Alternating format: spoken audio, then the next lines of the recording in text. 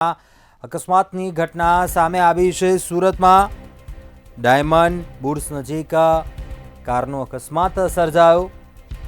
અકસ્માતમાં કાર પલટી મારી ગઈ હતી। 4 વિદ્યાર્થીઓ આ કારમાં સવાર હતા, જે વિગતો મળી રહી છે। આજે 17 વર્ષીય વિદ્યાર્થીનીનું મોત નીપજ્યું છે, જ્યારે 3 વિદ્યાર્થી ઇજાગ્રસ્ત થયા છે। વિદ્યાર્થીઓ કારમાં રેસ લગાવતા હોવાની પણ પ્રાથમિક વિગતો છે તે સામે આવી રહી છે। સુરત ડાયમંડ બુર્સ નજીક આ અકસ્માત સર્જાયો। કાર જે પલટી મારી ગઈ હતી, જે કારમાં 4 વિદ્યાર્થીઓ સવાર હતા, એમાંથી એક વિદ્યાર્થીનીનું મોત નીપજ્યું હોવાની પણ વિગતો સામે આવી છે, જ્યારે 3 વિદ્યાર્થી ઇજાગ્રસ્ત થયા છે, જેમને વધુ સારવાર માટે હોસ્પિટલ ખસેડાયા। જ્યારે આ વિદ્યાર્થીઓ કારમાં રેસ લગાવતા હોવાની પણ પ્રાથમિક વિગતો સામે આવી છે। વધુ વિગતો સાથે સંવાદદાતા રાબિયા ફોન લાઈન પર જોડાયા છે। રાબિયા, સુરતમાં અકસ્માતની ઘટના, કેટલા વાગે અકસ્માત સર્જાયો હતો, શું બનાવ બન્યો હતો, શું વિગતો છે?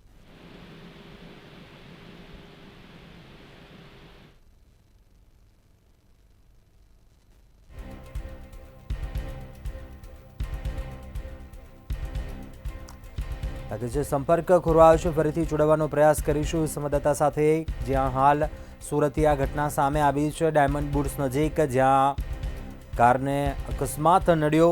એક વિદ્યાર્થીનું મૃત્યુ નીપજ્યું હોવાની વિગતો છે। 4 વિદ્યાર્થીઓ સવાર હતા કારમાં, એમાંથી એક વિદ્યાર્થીનું મોત નીપજ્યું હોવાની વિગતો સામે આવી છે, જ્યારે અન્ય 3 છે તેઓ ઇજાગ્રસ્ત થયા છે। સંવાદદાતા રાબિયા ફોન લાઈન પર જોડાયા છે। રાબિયા, શું બનાવ બન્યો હતો, અકસ્માત સર્જાયો, કેટલા વાગે અકસ્માત સર્જાયો હતો, શું ઘટના બની હતી, શું છે અપડેટ? ડાયમંડ બુર્સ નજીક જે છે કારનો અકસ્માત થયો હોવાની ઘટના સામે આવી રહી છે। કાર પલટી મારી ગઈ હોવાના કેટલાક ફોટો પોલીસ કર્મચારીઓ દ્વારા સામે આવી રહ્યા છે। ત્યારે કારમાં 4 જેટલા વિદ્યાર્થીઓ સવાર હતા। આ 4 વિદ્યાર્થીઓની વચ્ચે ક્યાંક ને ક્યાંક રેસ લાગી હોવાનું પ્રાથમિક અનુમાન પણ લગાવવામાં આવી રહ્યું છે, પરંતુ આ રેસ દરમિયાન કારમાં 4 જેટલા વિદ્યાર્થીઓમાંથી 17 વર્ષીય જે વિદ્યાર્થીની છે તેનું મોત થયું હોવાનું સામે રહ્યું છે। અન્ય વિદ્યાર્થીઓ જે ઇજાગ્રસ્ત થયા હતા તેમને સારવાર હેઠળ પણ ખસેડવામાં આવ્યા હતા, પરંતુ જો પોલીસ સૂત્રોનું માનીએ તો વિદ્યાર્થીઓ જે કારમાં સવાર હતા, એક કાર રેસ દરમિયાન પલટી મારી ગઈ હોવાનું અનુમાન લગાવ્યું છે। ક્રેટા કાર હતી। આ ક્રેટા કારમાં અલગ અલગ સ્કૂલ અને કોલેજના વિદ્યાર્થીઓ સવાર હતા। પોતાની જ મસ્તીમાં આ વિદ્યાર્થીઓ જોવા મળી રહ્યા હતા, ત્યારે ઘટનામાં દિશા જૈન નામની જે વિદ્યાર્થીની છે તેનું મોત પણ સામે આવી રહ્યું છે, તો અન્ય 3 વિદ્યાર્થીઓ પણ ઘાયલ થયા હતા। ત્યારે કાર ઓવર સ્પીડમાં હોવાની આશંકા સેવાઈ રહી છે। 20 ફૂટ જેટલી કાર ઘસડાઈ પણ હતી અને ત્યારબાદ તે પલટી મારી ગઈ હતી। કાર પરથી આ વિદ્યાર્થીઓએ જે છે કાબુ ગુમાવી દીધો હતો। ડાયમંડ બુર્સના ડ્રીમ સિટીનો ખુલ્લો જે રોડ છે, જેના ફોટો સામે આવી રહ્યા છે, ત્યાં આ ઘટના બની હતી। ત્યારે વિદ્યાર્થી કાર લઈને ત્યાં કેમ ગયા હતા અને આ કાર કોની હતી, તેવા અનેક સવાલો જે છે આ ઘટના પરથી ઉઠી રહ્યા છે। જોકે વાલીઓ માટે આ ચિંતાજનક એક વિષય શકાય કે કાર પલટી મારી ગઈ, વિદ્યાર્થીનું મોત થઈ ગયું, બાળકો આજે આ કાર ચલાવીને રેસ લગાવી રહ્યા હોવાનું અનુમાન પણ ક્યાંક લગાવવામાં આવી રહ્યું છે। તો તમામની વચ્ચે વાલીઓએ પણ હવે વિદ્યાર્થીઓને, પોતાના બાળકોને ક્યાંક ને ક્યાંક સમજાવવાની જરૂર છે, જેથી કોઈનો જીવ ના જઈ શકે। પરંતુ હાલ આ ઘટનામાં 3 જેટલા જે ઇજાગ્રસ્ત થયા હતા એમને સારવાર બાદ રજા આપવામાં આવી, પણ એક વિદ્યાર્થીની જે છે એ મોતને ભેટી છે। ચોક્કસ, આભાર જાણકારી આપવા બદલ।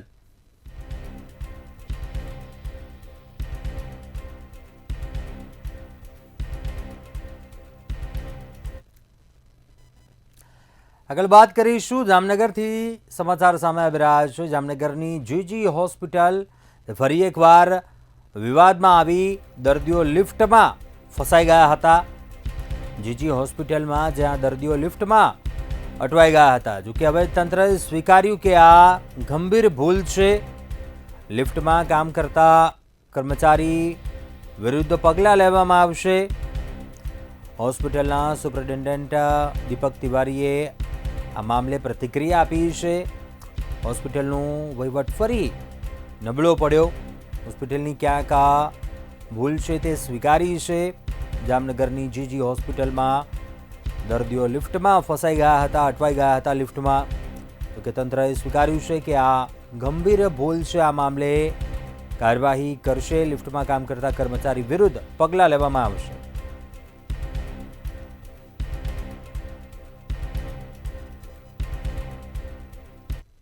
અમે તપાસ કરી છે, જેમાંથી એવું ખ્યાલ આવ્યું છે કે એ જે સમય હતું દુર્ભાગ્યપૂર્ણ ઘટના બનેલ, જેમાં કર્મચારી જે છે એ લિફ્ટમાં હાજર નહોતા, અને આ બાબતમાં અમે સ્ટ્રિક્ટ પગલાં લઈશું. એમને ગેરહાજરી પૂરશું અને એમને કારણ બતાવો નોટિસ પણ આપશું, અને ભલામણ કરશું કે આવું જો બીજી વખત થાય તો એ કર્મચારીને આ દર્દીના હિતમાં કામ કરવાનું હોય છે, તો એવું કામગીરીના સમયે જો ગેરહાજર રહેશે તો એના ઉપર નોકરીમાંથી કાઢવાના પણ પગલાં લઈશું. આ બહુ જ ગંભીર બાબત છે અને હાલ અમે આટલા પગલાં લીધેલા છે. એટલે આ જે દર્દી છે સાથે બનાવ બન્યું છે એ બાબતમાં બહુ ખરાબ પરિસ્થિતિ કહેવાય. દર્દી સાથે જે બન્યું, અચાનક ફસાઈ ગઈ લિફ્ટમાં, અને લિફ્ટમેન જે છે એ બીમાર હોવાથી એવું કહે છે કે હું ગેરહાજર હતો, પણ અમે તપાસ કરી છે અને અમને એમની ગેરહાજરી પૂરી છે અને એમને નોટિસ પણ આપી છે. અને આગળ વાત કરીશું. રાજકોટથી સમાચાર સામે આવી રહ્યા છે, જ્યાં ચોરીની ઘટના બની. મંદિરમાં દર્શન બાદ તસ્કરોએ હથફેરો કર્યો. તસ્કરો ત્રાટક્યા હતા મંદિરમાં. શહેરના ભગવતીપરા બ્રિજ નીચેની આ ઘટના છે. મંદિરની દાન પેટીમાંથી તસ્કરોએ ચોરી કરી અને ફરાર થઈ ગયા. ચોરીના સીસીટીવી ફૂટેજ છે તે સામે આવ્યા છે. બી ડિવિઝન પોલીસે ચોરીની ઘટના મામલે તપાસ શરૂ કરી છે. તસ્કરોએ મંદિરને પણ ક્યાંક હવે બાકી ન રાખ્યું. તસ્કરોએ મંદિરમાં હાથફેરો કર્યો હતો, દાનપેટીમાંથી ચોરી કરી હતી. ભગવતીપરા બ્રિજ નીચેની આ ઘટના છે, જ્યાં દાનપેટીમાંથી તસ્કરોએ ચોરી કરી હતી.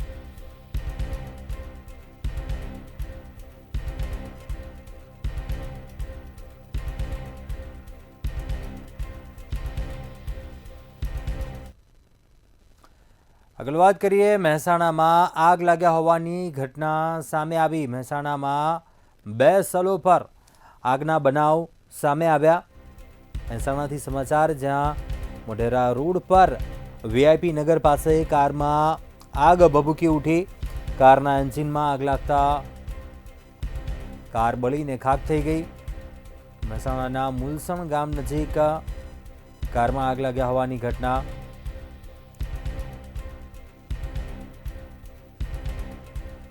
કારમાં આગ લાગતા કાર બળીને ખાખ થઈ ગઈ હતી.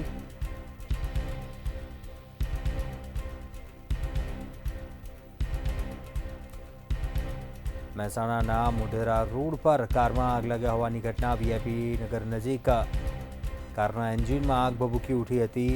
કારમાં આગ લાગતા આગ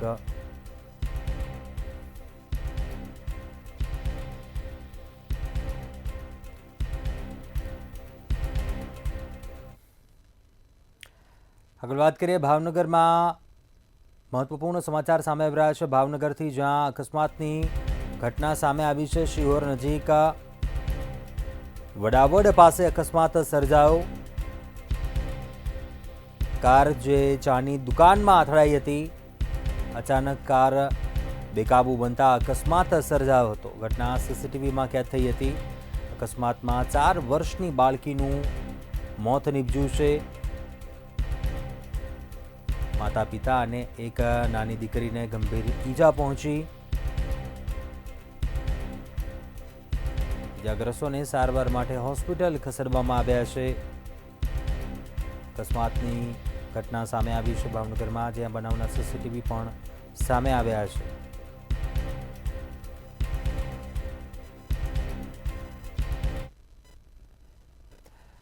રાજકોટ શહેરના કાલાવડમાં રહેતા ઉષા જાનીનો આપઘાતના પ્રયાસ કર્યા હોવાનો મામલો સામે આવ્યો. કાલાવડ રોડ પર ઇસ્કોન મંદિર પાછળ આવેલા આદિત્ય એપાર્ટમેન્ટમાં રહેતા તેઓ 6થા માળેથી કૂદીને આપઘાતનો પ્રયાસ કર્યો હતો. સારવાર અર્થે હોસ્પિટલમાં ખસેડવામાં આવતા ઉષાબેન જાનીનું મૃત્યુ થયું હતું. આ મામલે મોટા દીકરા મિલન સહિતના 8 વ્યક્તિઓ સામેલ હોવાનું સામે આવ્યું છે. આ અંગે યુનિવર્સિટી પોલીસ સ્ટેશનમાં આરોપી વિરુદ્ધ અપહરણ અને દુષ્પ્રેરણાની કલમ હેઠળ ગુનો નોંધાયો છે.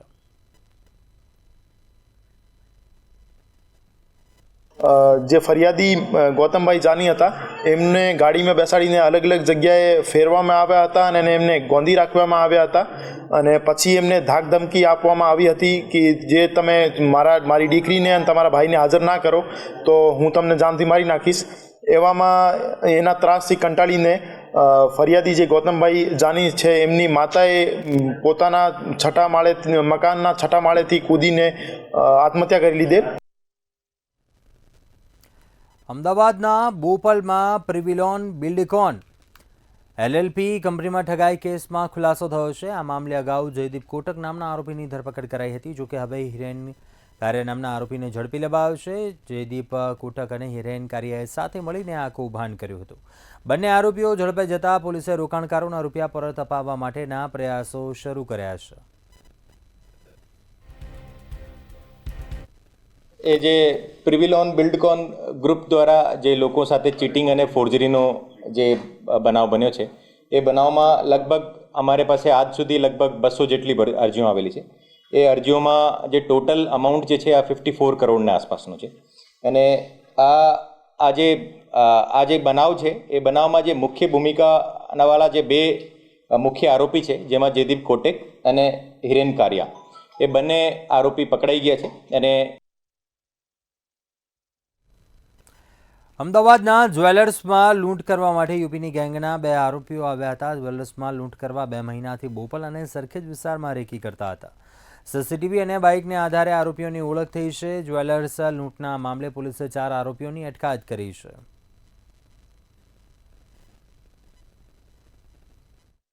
એ જે પ્રિવિલોન બિલ્ડકોન ગ્રુપ દ્વારા જે લોકો સાથે ચીટિંગ અને ફોર્જરીનો જે બનાવ બન્યો છે એ બનાવમાં લગભગ અમારે પાસે આજ સુધી લગભગ 200 જેટલી અરજીઓ આવેલી છે.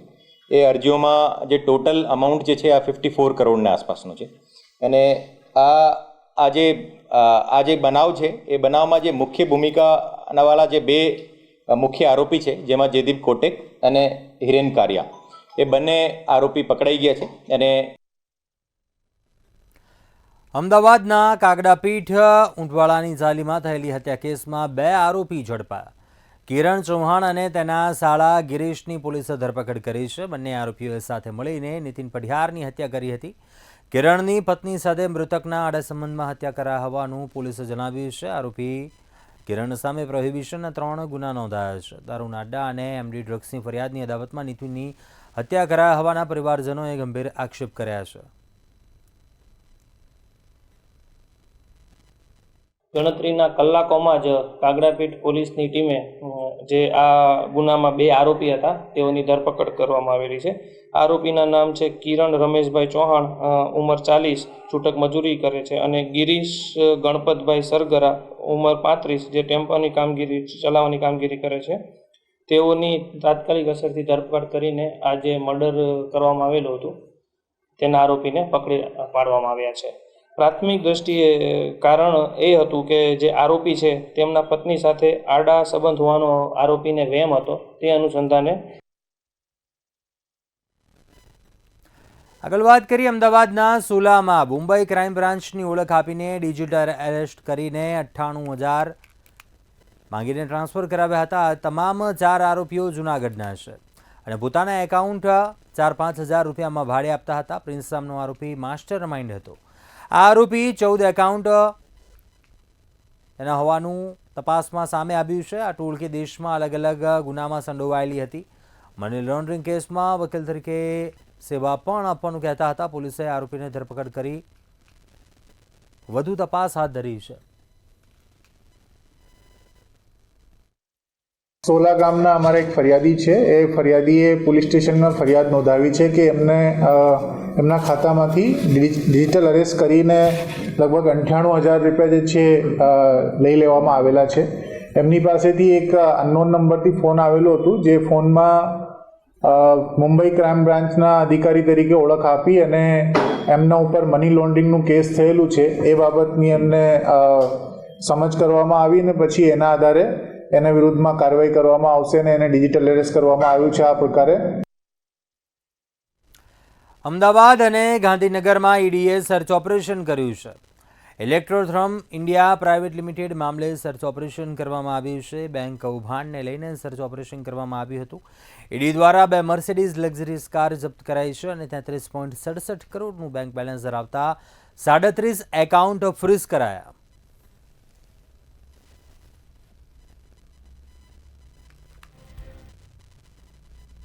અમદાવાદની અસારબા સિવિલ હોસ્પિટલમાં ઓપીડીમાં ઘટાડો થયો છે. શહેરમાં રોગચાળાની સ્થિતિમાં સુધારો આવ્યો છે. અંદાજિત 20,000 જેટલા લોકોએ ઓપીડીની સારવાર લીધી હતી. હાલ સિવિલ હોસ્પિટલમાં મચ્છરજન્ય રોગચાળાના કેસોમાં ઘટાડો જોવા મળ્યો છે અને ફક્ત 4 કેસ ડેન્ગ્યુ અને મેલેરિયાના નોંધાયા છે. સાથે ઝાડા ઉલટીના 50 થી 60 કેસ નોંધાયા હતા તેમજ વાયરલ ઇન્ફેક્શનના 134 જેટલા કેસ નોંધાયા હતા.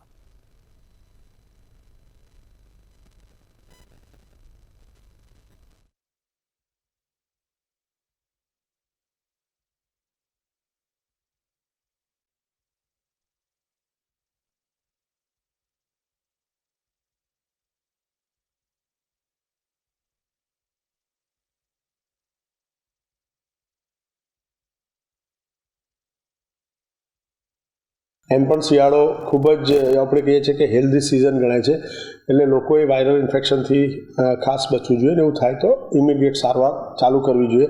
વાયરલના કેસીસ કહીશ તો ગયા મહિનાની કમ્પેરમાં એ પણ ઓછા છે, પરંતુ અત્યાર સુધી આ 16 દિવસમાં 134 લોકોએ વાયરલ ફીવર માટે સારવાર લીધી છે.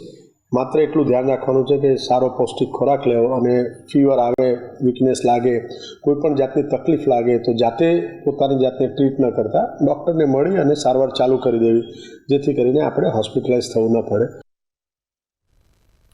અમદાવાદની અસારવા સિવિલ હોસ્પિટલમાં ઉત્તરાયણના તહેવાર દરમિયાન 101 દર્દીઓને ટ્રોમા સેન્ટરમાં સારવાર માટે લાવવામાં આવ્યા હતા, જેમાંથી 86 દર્દીઓને તાત્કાલિક સારવાર બાદ રજા આપવામાં આવી હતી, જ્યારે 15 દર્દીઓને દૂરથી ગળા તથા નાકના ભાગે ઈજા થયા હોવાથી સારવાર માટે હોસ્પિટલમાં દાખલ કરવામાં આવ્યા હતા.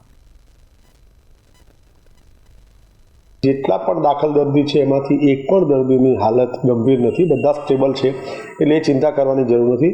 અને કુદરતી પણ આ વખતે બધાએ ખૂબ એન્જોય કર્યું છે, કારણ કે પવન પણ સારો હતો ને એ રીતે જોઈએ તો રિલેટિવલી કેસીસ પણ ઓછા થયા છે અને બધાએ પોતાની રીતે કાળજી પણ લીધી છે.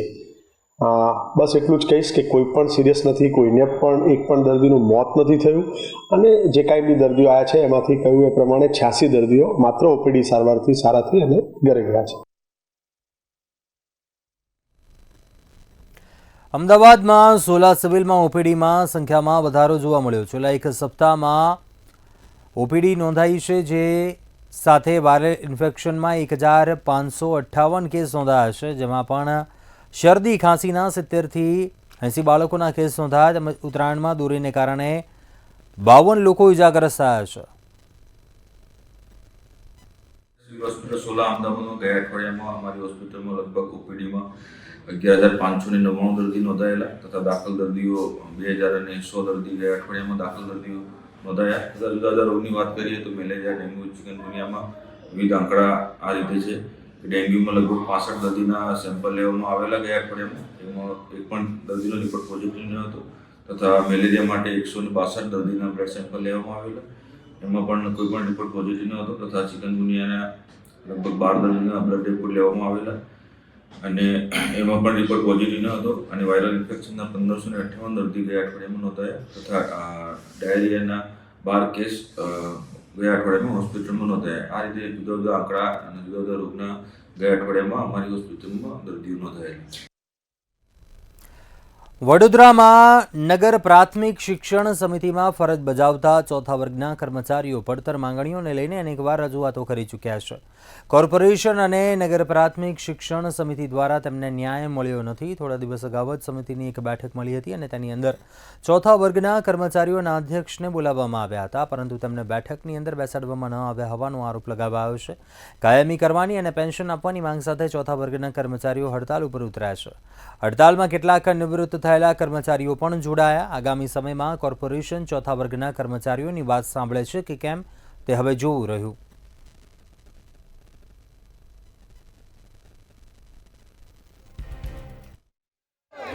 નગર પ્રાથમિક શિક્ષણ સમિતિના ચોથા વર્ગના કર્મચારીઓ જે છે તે આજથી પોતાની માંગોને લઈને હડતાલ પર ઉતર્યા છે અને આગામી દિવસોમાં જ્યાં સુધી તેમની વાતોનું સમાધાન ન આવે ત્યાં સુધી તેઓ પોતાની હડતાલ જે છે તે ચાલુ રાખશે.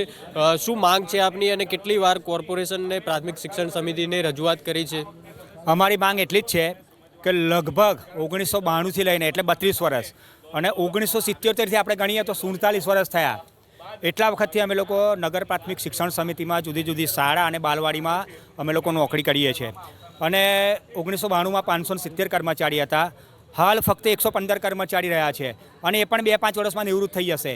એટલે અમારી માંગ એક જ છે કે ભાઈ અમને વહેલામાં વહેલા અમને કાયમ કરો, પેન્શન આપો અને જે ચાલુ નોકરીવાળા છે એનો જે પગાર વધારો થાય એ જ આપો. એટલી જ માંગ છે અમારી. તો કોર્પોરેશનના સત્તાધીશો સાથે પણ આપણી બેઠક થઈ હતી, ચર્ચા થઈ હતી.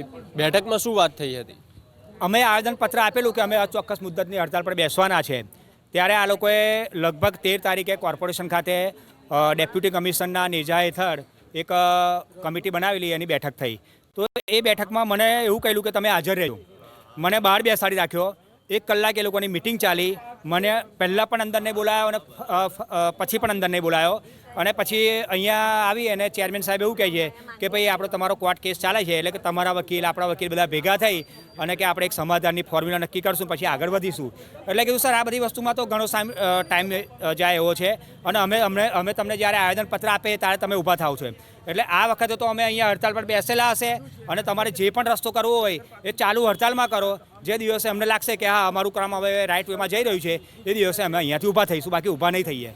અચોક્કસ મુદતની હડતાલ પર જઈ રહ્યા છે અને અનેક વાર રજૂઆતો કરી છે, બેઠકોના દોર થયા છે, પરંતુ જે તેમની સમસ્યા છે તેનું સમાધાન ક્યાંક નથી આવ્યું. ત્યારે હવે તેમને આ હડતાલનો રસ્તો અપનાવ્યો છે. આગામી દિવસોમાં કોર્પોરેશન અને નગર પ્રાથમિક શિક્ષણ સમિતિ આ તમામ જે ચોથા વર્ગના કર્મચારીઓ છે તેમની વાત સાંભળે છે કે કેમ તે જોવાનું રહેશે. કેમેરામેન કેતન સિંધે સાથે દર્શન ચૌધરી, મંતવ્ય ન્યૂઝ, વડોદરા. વડોદરાના ડભોઈ નગરપાલિકા કોંગ્રેસ કોર્પોરેટરની બોગસ ખેડૂત કેસમાં પોલીસે અટકાયત કરી. તેમની પર જમીનના જૂના કેસમાં ખોટું પેઢીનામું બનાવવાનો આક્ષેપ થયો હતો. બોગસ પેઢીનામું બનાવાયું હતું, જેને મામલતદાર દ્વારા ફરિયાદ નોંધાવાઈ હતી. પોલીસ કસ્ટડીમાંથી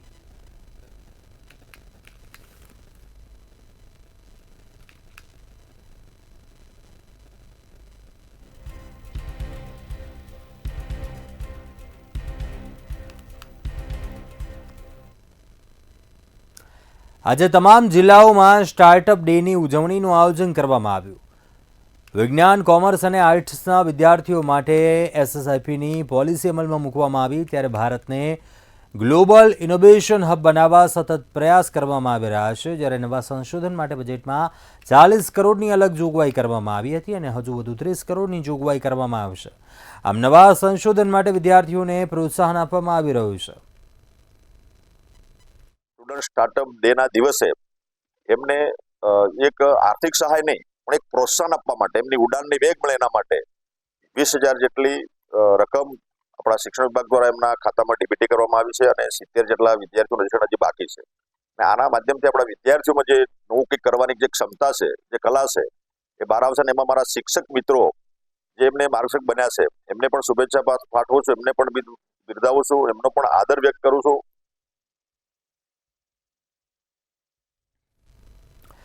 રાજકોટ શહેરમાં અસામાજિક તત્વોનો આતંક વધી રહ્યો હોય તેમ લાગી રહ્યું છે. નકલંગ ટી સ્ટોલમાં પેટ્રોલ બોમ્બ ફેંકનાર 4 જેટલા ઇસમો સામે ગુનો નોંધાયો છે. પૈસાની લેતી દેતી મામલે માથાકૂટ થઈ હતી. ડીસીપી ઝોન 2 જગદીશ બાંગરવા દ્વારા પત્રકાર પરિષદ યોજવામાં આવી. એક આરોપીની ઓળખ થઈ છે. આરોપીઓને પકડવા યુનિવર્સિટી પોલીસે ચક્રો ગતિમાન કર્યા છે. આરોપીને ઝડપથી પકડી લેવામાં આવશે.